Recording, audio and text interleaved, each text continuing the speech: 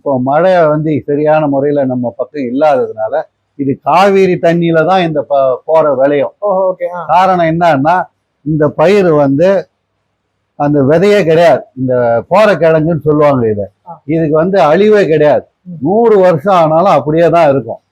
10 வருஷம் காய்ச்சல் ஏற்பட்டாலும் நம்ம மறுபடியும் அதை கலரிட்டு தண்ணி பாய்ச்சுனா உடனே வந்து மறுபடியும் அந்த கோர கிழங்கு வந்துடும்.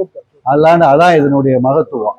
இதுக்கு வந்து என்னன்னா 1.5 அடி தண்ணி நிக்கணும். அப்படியே அந்த 1.5 அடி நம்ம தண்ணி நின்றாதான் போற உற்பத்தி நல்லா இருக்கும், ஆரோக்கியமா இருக்கும். ரெண்டாவது இது வந்து முக்கியமானது வந்து என்னன்னா இந்த கோரப்பாயில படுத்தா உடம்புல இருக்கிற சூடு பூரா இறங்கிடும், தனிஞ்சிடும். அதே பிளாஸ்டிக் பாய் படுக்கிறாங்களே அது வந்து ஹீட்டு, பெட்டு வந்து ஹீட்டு. ஆனா இந்த கோரப்பாயில படுத்தா உடம்புல இருக்கிற சூடு பூரா குறைஞ்சிடும்.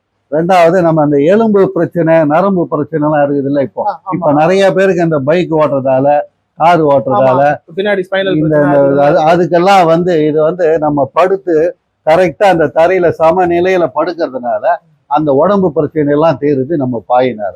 இதுல வந்து எந்த ப்ராப்ளமும் இருக்காது. அந்த அளவுக்கு நல்ல தொழில் இது. ரா மெட்டீரியல் வந்து நமக்கு கொஞ்சம் கஷ்டமா இருக்குது, லேபர் பிரச்சனை கொஞ்சம் இருக்குது.